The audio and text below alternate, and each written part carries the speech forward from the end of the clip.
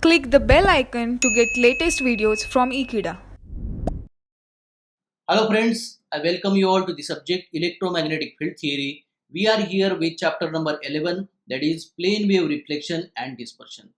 The chapter title is divided into the two terms, that is plane wave reflection first of all, then we shall see the dispersion.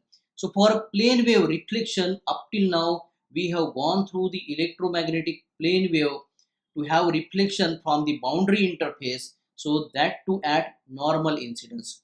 The direction of the traveling wave or incident wave you can say, so that we have considered into the initial topics to make 90-degree angle perpendicular to the boundary surface separating the two mediums. So we have gone through the boundary surface separating the two general mediums characterized by the conductivity, permittivity and permeability, and later on selecting the second medium to be a perfect conductive medium. So we had the practical approach, we have solved numerous examples based on to these topics. We have seen the standing wave ratio, the reflection coefficient, the transmission coefficient along with the reflection at the multiple interfaces. Now in this topic we take the direction of the incident wave to be oblique with respect to the normal at the boundary surface separating the two general mediums. So let us take this particular topic.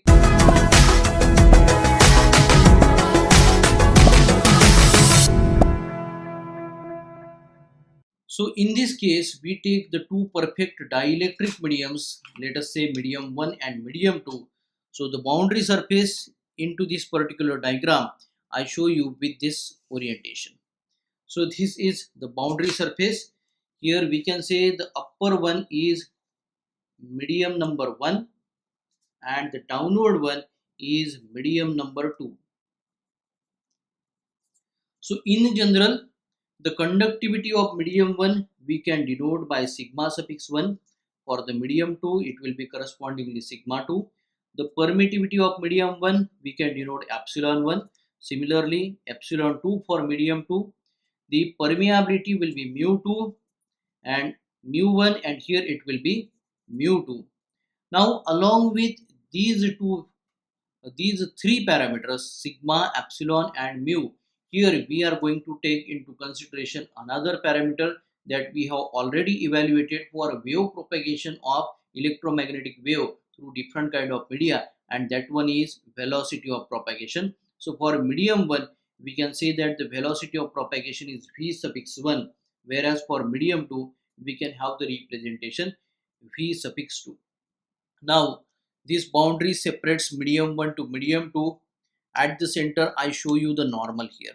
So normal is the perpendicular line that is making 90-degree angle with this particular boundary surface. So here we designate the letters N, N. So the line NN is the normal here. Now we consider the oblique incidence. So incident ray, or in general the wavefront if you can say.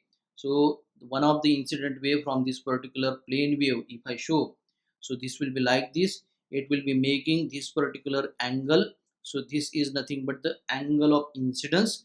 The complete wavefront we can show with this bunch of lines.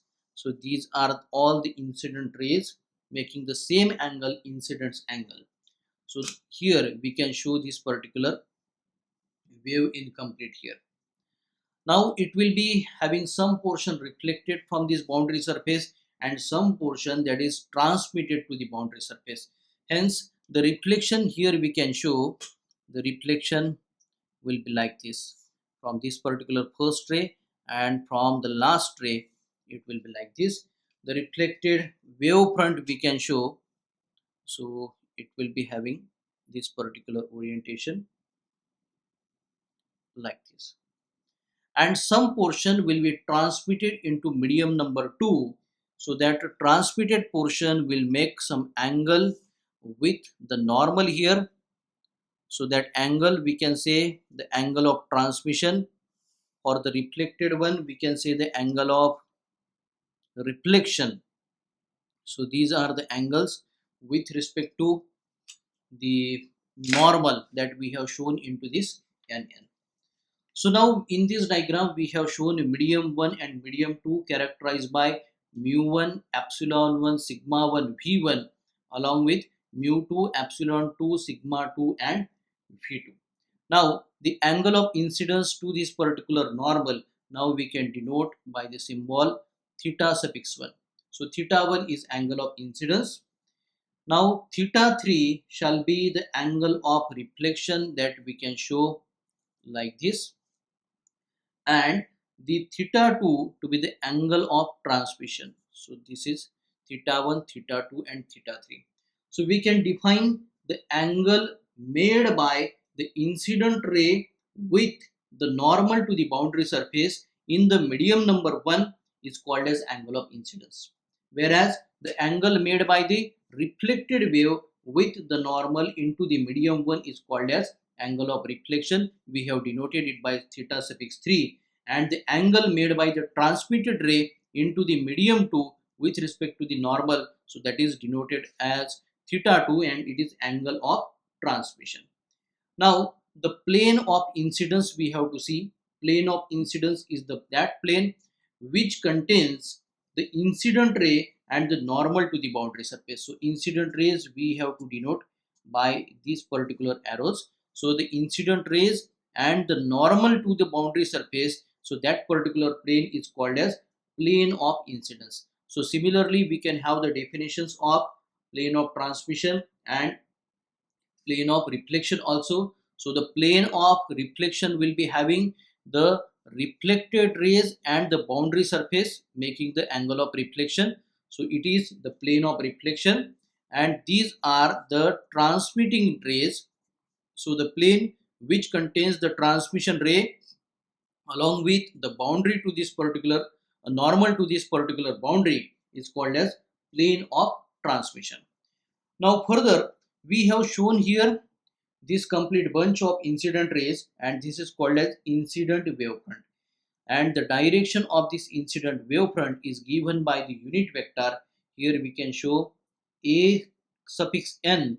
For incident one we have another suffix that is I. So an I cap is the unit vector representing the direction of incident wavefront, whereas for the reflected wavefront we have this particular representation and its direction is shown by another unit vector, so that can be represented by ANR cap. Similarly for the transmitted one, this one is the transmitted wavefront, and here we can show A suffix N T cap, the unit vector showing the direction of transmission. Now here as we have the reflection and the transmission at this boundary surface, we give this particular point to be point A, this point to be point B. Now the wavefront will come here, so the parallel line to this particular wavefront if we make, so that time here it will be a dashed line. So this particular point shall be point C.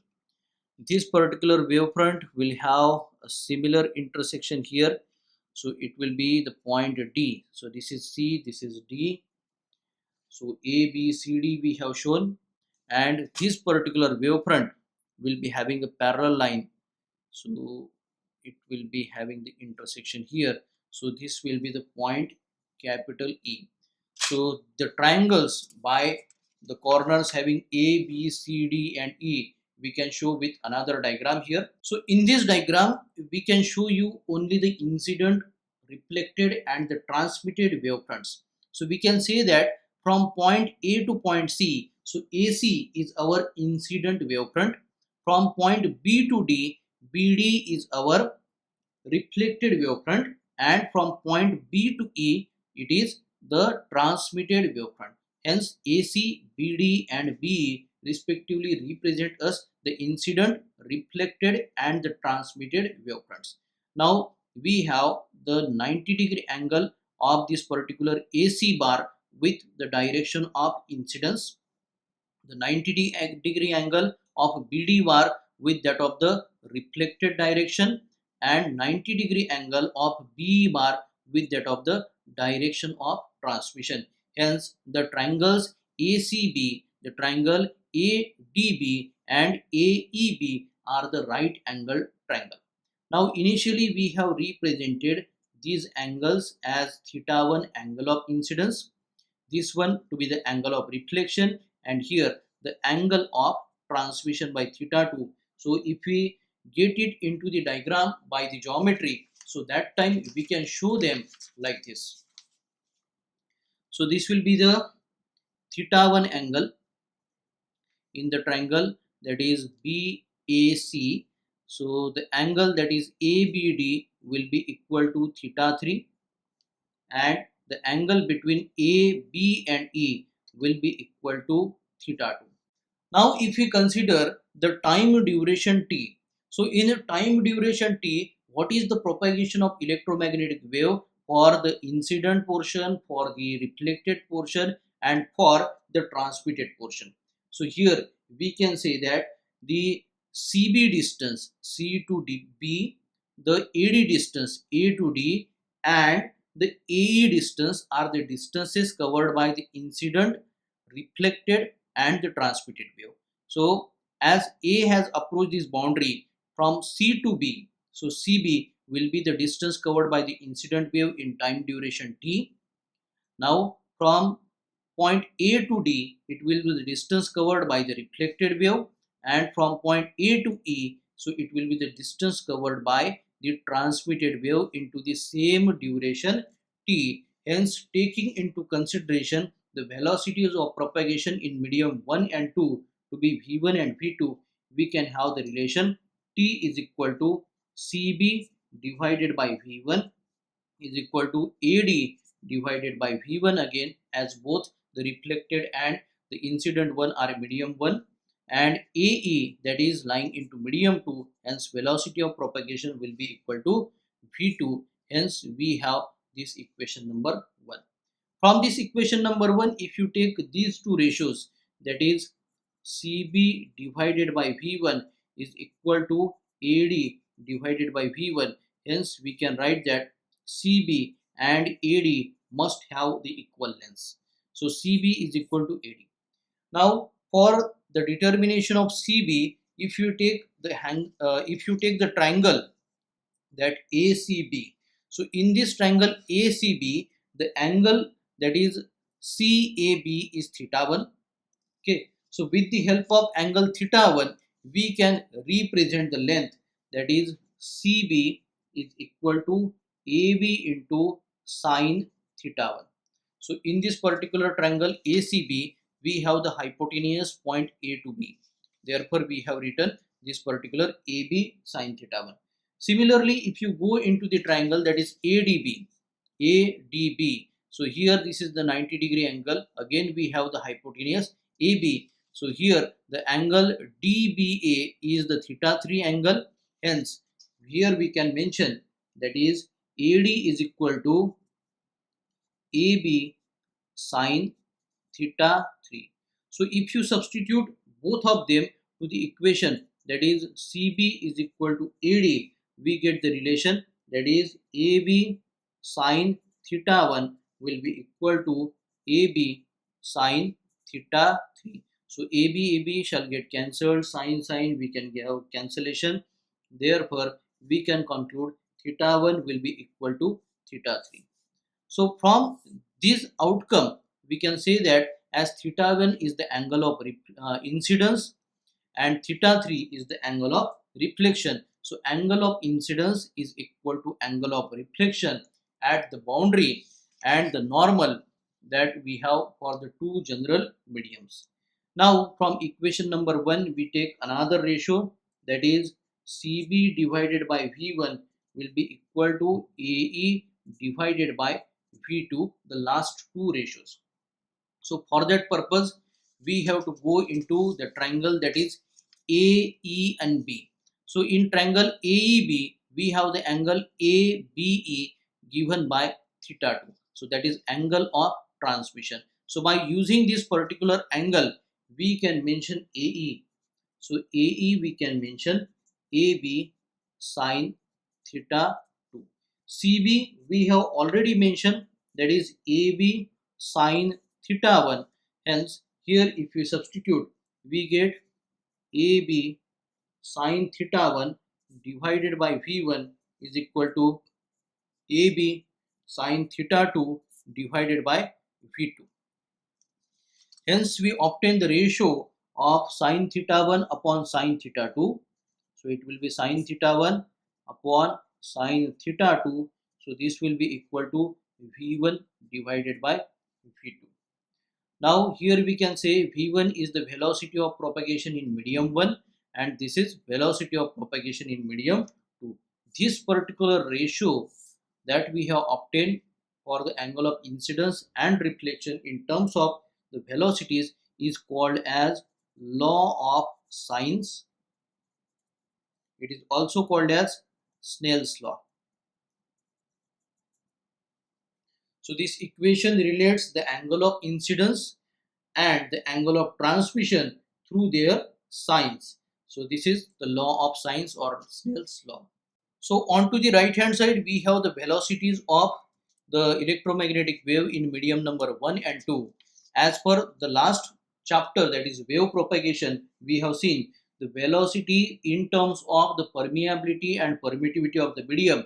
Hence, V1 shall be given as 1 upon under root mu 0 into epsilon 1, whereas V2 will be equal to 1 upon under root mu 0 into epsilon 2. So substituting these two values, we can get the Snell's law to the form sine theta 1 divided by sine of theta 2 will be equal to under root of epsilon 2 divided by epsilon 1. In general, if you take epsilon is equal to epsilon 0 into relative permittivity, that is epsilon r, we can make the form of Snell's law, that is sine theta 1 divided by sine theta 2 is equal to under root, it will be epsilon r2 divided by epsilon r1. So here we outline this particular Snell's law that is very much important to us to get the relation between the angle of incidence and the angle of reflection. Now, if you talk about the reflection and transmission, we have the reflection coefficient denoted by gamma suffix r, the transmission coefficient denoted by gamma suffix capital T. Now, considering the power density, so that time here if we have the general boundary, whatever the power that was incident, some portion has been reflected and some portion has been transmitted to medium 2. Therefore, if capital P represents the power density for incident wave, we can write P suffix I is the incident power density. If you take into consideration the normal, the angle of incidence, the angle of reflection and that of the transmission, so here the portion that is incident, we can write Pi into cosine of theta 1 will be equal to, for the reflected we can write that is Pr into cosine of theta 1 plus it will be Pt into cosine of theta 2. We know that the angle of reflection and that of the incidence is one and the same, hence no need to mention cos theta 3 here. So this gives us the incident power, this gives us the reflected power and this gives us the transmitted power. The addition of reflected and transmitted is nothing but the incident that was initially given to us. Now this power density in terms of the intrinsic impedance, if you need to denote, so that time it shall be taken the form EI square divided by intrinsic impedance of medium 1, because incident wave lies into the medium 1, hence this will become EI square divided by eta 1 into cosine of theta 1 is equal to, we shall make the first term that is ER square divided by eta 1 into cosine of theta 1 again, plus as we have the transmitted wave into medium 2, we have this ET square divided by E2 into cosine of theta 2. Now to this particular equation, if you divide the whole equation by EI square upon eta 1 into cosine of theta 1, so that time we can obtain the form of equation 1 minus ER divided by EI, so it is bracket square, is equal to ET divided by EI, this is also the bracket square, into eta 1 cos theta 2 divided by eta 2 cosine of theta 1. Therefore, we can have the simplified version here. So simplified way, we can write ER divided by EI bracket square is equal to 1 minus ET divided by EI bracket square eta 1 cosine of theta 2 divided by eta 2 cosine of theta 1. Now we know that the ratio of reflected electric field intensity upon incident one is nothing but the reflection coefficient. We can make the symbol gamma suffix r square. So this is equal to 1 minus Et upon Ei is the transmission coefficient. What we can mention, gamma suffix t square eta 1 cosine of theta 2 divided by eta 2 cosine of theta 1. So this is the relation that is relating us for the reflection coefficient and transmission coefficient if we have the incident wave at oblique incidence. So in this video we have seen the relationship between the incidence angle and the reflected angle by the Snell's law. So thereupon the two velocities were involved, v1 and v2, v1 being the velocity of electromagnetic wave into the medium 1 and v2 for medium 2. If in general the velocities are represented for electromagnetic wave, the best example light wave, in light theory we have the representation in terms of the refractive indices for the Snell's law. So for refractive index of a certain medium, it is the ratio of velocity of light wave into the vacuum or free space with respect to the velocity of light wave into that particular medium. So the Snell's law can be represented in that way also to have practice over certain problem statements also. So thus we have this particular reflection at the oblique incidence angle as well as for the normal incidence angle. So now we have related the reflection coefficient as well as the transmission coefficient associated with this particular topic. In the next video, we shall be taking a single problem based on to the plane wave reflection at oblique incidence angle. For getting such more problems and more details of this subject, electromagnetic field theory, you can subscribe to Ekeeda channel. Thank you.